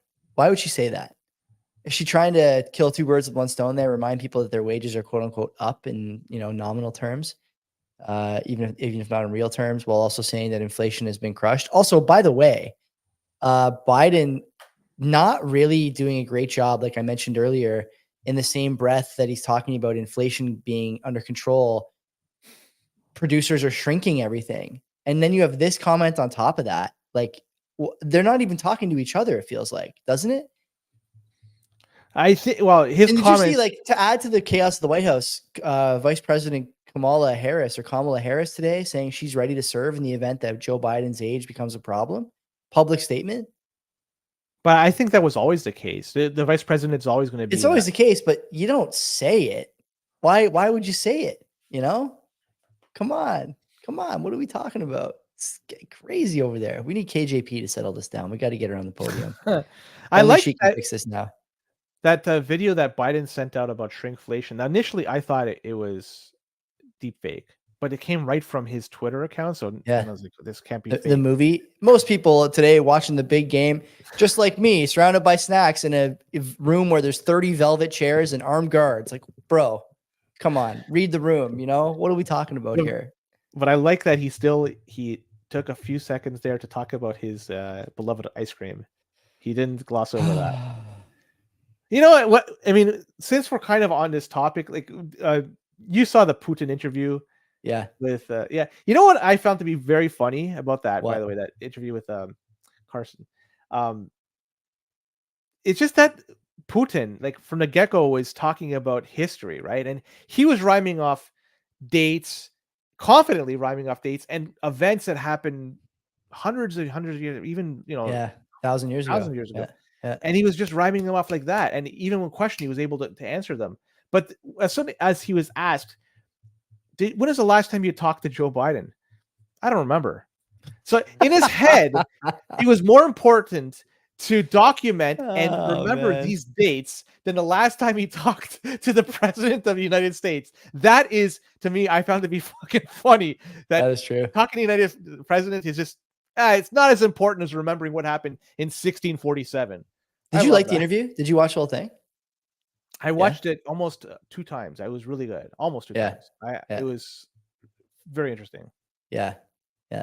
I don't know. I wish I knew more about like Russian history and how much of that border dispute history is true, but the contrast between the two leaders, is The timing of that, it's because stark. It's they stark. both were On on the same stage. night, jeez, man. I'm not sure who's in charge of deciding when Biden does public appearances, but that one didn't do him any favors. I I mean, think it's I don't want to say it's weird because like whether he's in decline or not, I know like my own grandparents, when I talk to them in the evening, they're tired. I can tell that they're tired, right? I only have one grandparent left, but looking back, you can tell they're tired in the evening. Why put them out there at 8 o'clock? Like what to what end? You I won just give that him some case. coffee, Something like take a I don't nap, know, and then you're man. good to go for another 6-7 hours. Or I Brutal. don't know. Just so communication strategy, just so poor. I don't understand that at all. But anyway, we're not talking about that. It looked good on paper, but once Yeah. they executed, it was pathetic. Yeah, Let's exactly. go to some interesting Canadian stories that we should talk about. And Benjamin Felix, not sure if you saw this guy. He is a previous no coiner. Boomer is probably going to talk about it in chat. And you know what? I'm going to just mention what's going on here. This is I would say a fairly prominent I know TradFi this guy, Canadian guy. TradFi guy. Yes, And yes, yes, he gives yes. hints, but not financial advice on what's the best thing you should do with your money. And he was tweeting out, this fucking Shungud was tweeting out that the CPP, I'm going to just read this exactly. CPP is one of the best investments available to Canadians. Hmm. It is the best inflation hedged asset most Canadians can buy. Hmm. It hedges longevity risk. It spreads investment risks across a massive base of pensioners. Anyone who tells you it's a scam, bad investment, is wrong. Hmm. I don't know, man. Like, this is no coiner talk, if you ask me. It might be this guy's a 2-time no coiner.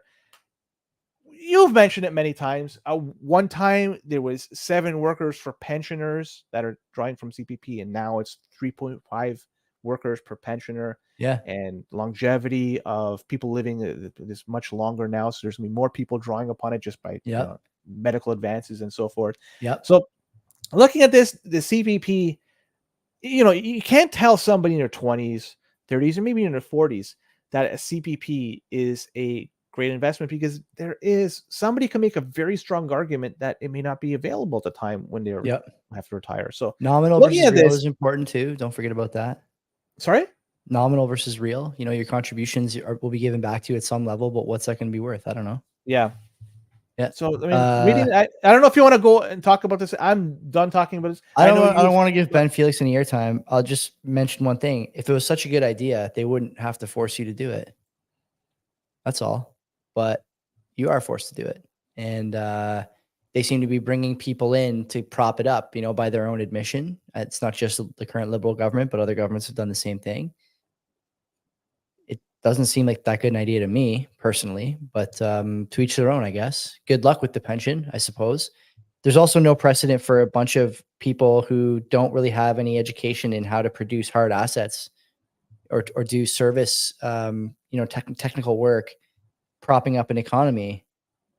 Certainly no precedent for an entire generation of kids who went through a school system with no merit-based grading, addicted to SSRIs from an early age, supporting a pension system or a healthcare system that's, at the very least overburdened, in the worst case, crumbling.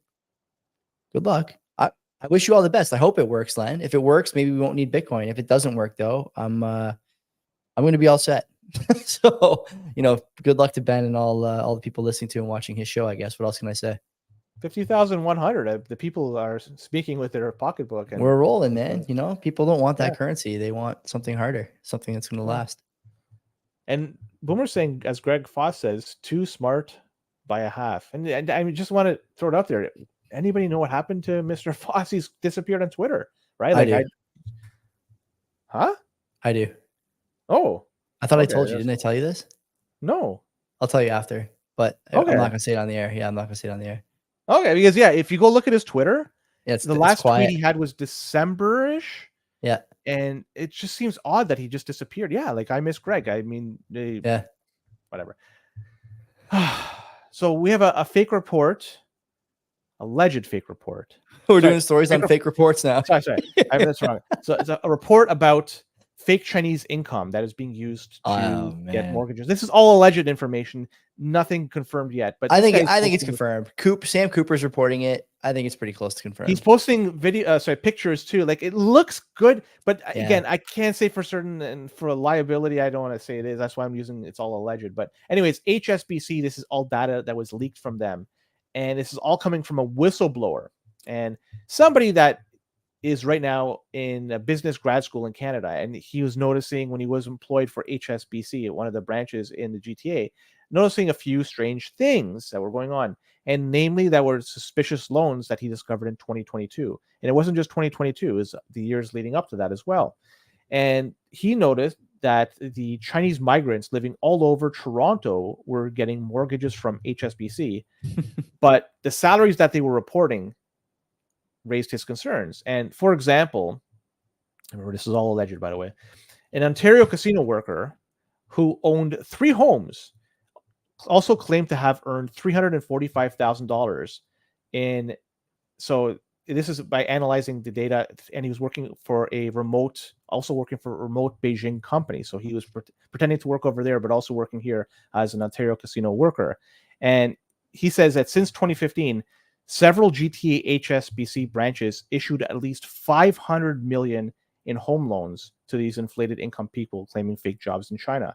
And to give context, one branch he worked for had an average of, before all this happened, 23 million was given out in home loans each year leading up to all this. But once all this came to be, they were issuing 50 million a year, 88 million a year.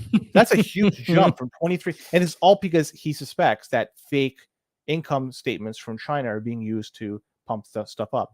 And, these are potentially alleged scams and also money laundering. And I've mentioned money laundering in real estate many, many moons ago. I'll bring it up again. If one were to get cash in Canada, if for whatever means necessary, if you have a home, one way to clean this, not saying you should do this, but this is the reality, this is what happens, is you renovate your house. You use that cash, pay the workers cash, work is done, the home is improved, sell the house, it's clean. The money you then had that was initially dirty is now clean. And I'm just talking about the money laundering. But for this, in terms of all this like fake stuff, the fake Chinese income, these people were, with the fake income over there, were bidding up against people that had real income over here, driving up the prices even more. So all this has been going on for several years, from 2015 up until 2022. And yeah, it even says the story highlights that 66% of buyers in several affluent neighborhoods were recently Chinese migrants. And most mortgages went to buyers with little or no income to Canada. Insane. So they had very little income here.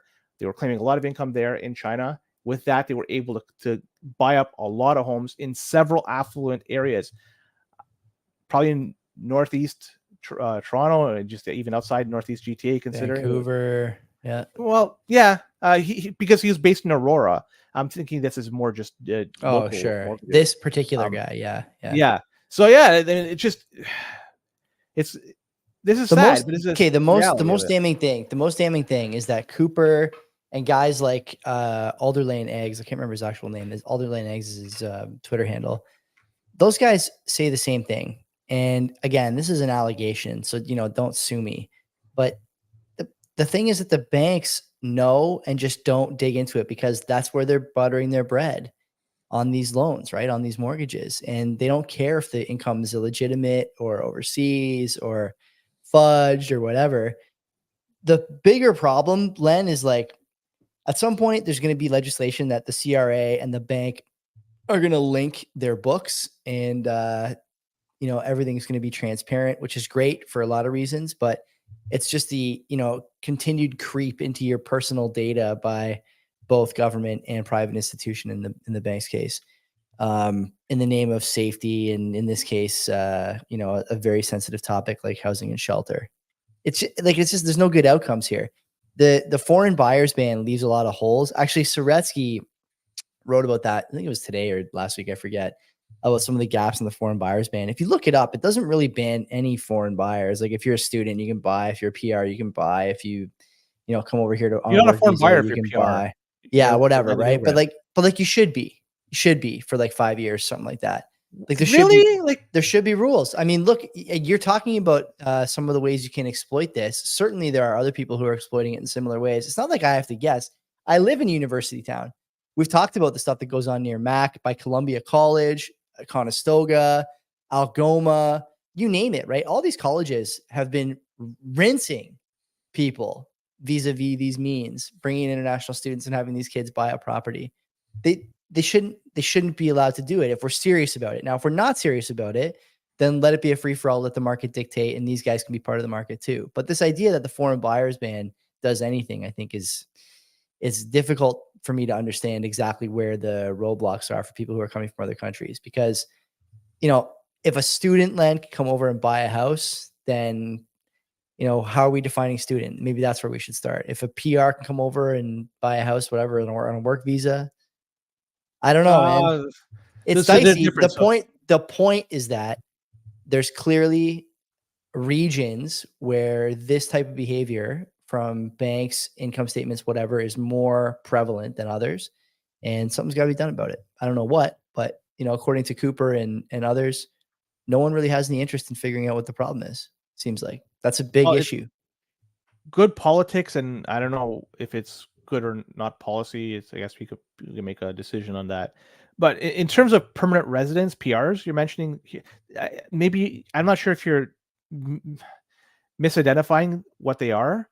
So permanent resident is somebody that is living here in Canada that has almost every right that a Canadian citizen does, except for the right to carry a passport and vote. They could stay here, they could work here, they could do whatever they want. They're essentially living here as a foreign national, but just with the only thing they can't That's do why I is said. That's why I said maybe not an outright ban, but like, can we time lock it? Can we do? You know what I mean? Like, you have to prevent property speculation. And if the vehicle that speculators are using are PR tickets, then what do you do, right? Either like it's a hard thing to figure out. There's no easy solution to the problem. And these are sensitive right. topics, right? Because a lot of people are legitimate buyers. They come over and work and they want to live here. Great. Some are not. And if we really think that this is what's causing home prices to go up, I personally don't. I think that it's a lot of other things. But if this is what the powers that be believe is causing home prices to go up, we got to get serious about it. Got to put things in place, right? I think you and I both probably agree that this is not a top 10 cause of the home prices going up in Canada. But that's a story for another time. It's all cumulative, and Yeah. and it's just like the straw that broke the camel's back. And I don't want to keep harping on it. If somebody comes to Canada as a permanent resident, they go through the process. Essentially they uprooted their life to come Yeah. here. Yeah. Personally, in my opinion, they should have every right if they wanted to buy a home, just like anybody else. They could What do if they that want? because What if they they are want to essentially buy? living here. What if they want to buy two and part of the paycheck comes from overseas? That's something that it's a different There's got to be topic altogether. some limit, right? Like I think we both agree on Yeah, that. There's got to be some limit. but I don't know where yeah, the line is, but it's somewhere. yeah, it's difficult to validate some of these foreign documents. They could issue it, and let's be honest, it could come from anybody, and it may look legitimate, and they could call and say, "Yeah, is this legit?" Yeah, it's true, but it's really just your Yeah. family member to their side saying Yeah. it. Exactly. So it's hard to verify stuff, and that's what creates a problem. And if they're able then to circumvent the system to then get homes, and then immediately they just rent the fucking thing to every room gets rented out, and that's a way that they could pay the mortgage, even though they don't have much of an income here in Canada or no income even in their home country. They're just using the rental income to pay for everything. That's one unit that's taken away from everybody else. That's one home that Yeah. nobody else could buy. And then you do that, multiply it many times. As you say, it's maybe not the reason why things are going up. We but should talk it's about another this, right? reason. Like Floyd Marinescu is going to come, I think, to my house in March to do a show. He's big on the land, or what is it, the It's not property The tax. land It is tax, the the value. land value tax, right? And I don't know how I feel about that. I disagree with him on some things, but I may agree with him on some of his other ideas. I'd be curious to hear what, in any case, I'd be curious to hear what he thinks is driving the cost of homes up, because he's obviously done a lot of work on it. He comes at it from a different angle than you and me. Let's see where we align. I bet you we align on a lot of things. Is there any other main reason that you could think of that's not M2? No, Is not that it? really. I mean, is that really the primary reason why? Well, the thing is, like, I've said this on our show before. I've said it on Tom and Nick's show every time we've been on there. Everyone knows what the problem is, even if they articulate it differently or can't articulate it at all. They know they can't be in cash. Boomers don't necessarily want to buy Nvidia and Apple. They like real estate, they like gold, and so they buy it, right? And real estate is a friendly investment for someone in their 50s, 60s, and 70s because they know how to maintain a house. They know how to do basic stuff like plumbing and electrical. I don't know how to do that. So real estate for me is not an appealing investment vehicle. I have my primary residence and that's it. It's all I'm planning to have for the time being. It is a liability in a lot of ways, but for a boomer, you may feel differently. We've monetized different assets. We've monetized the S&P, monetized housing, monetized whatever, right?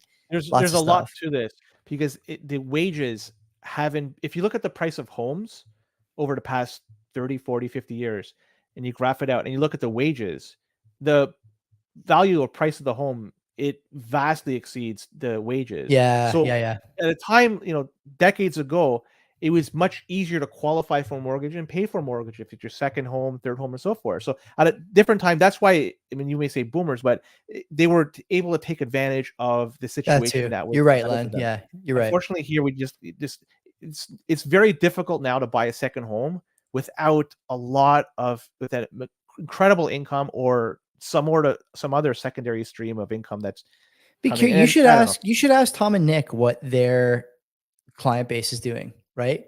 Because they were at some, I mean, I don't know if they're specifically and explicitly and exclusively recommending the Burr method, but it seems to me that that's like the way everyone was doing that, right? You buy, you rent, you re-leverage, and you just roll it again, right? Like that was the whole thing. And maybe they're still doing that. Maybe they're not. I don't know, right? I'd be curious. You should ask them that when you go see. Anyway, we're coming up on time here. Do you want I to thought we were wrap it doing up? another 2.5-hour episode. Oh What my is this? fucking God. Are you kidding No, me? let's end it here. Let's end it Yeah, here. that's a great show. Thanks everyone for hanging out in the chat. Strong as always. I will tweet out when I know exactly what time and day Chris QTR is going to come on the show, and you guys can come for that or watch it after I post it. And So to confirm, there's no love line.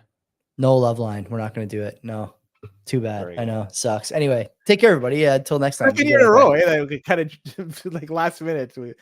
So, anyways, yeah, take care and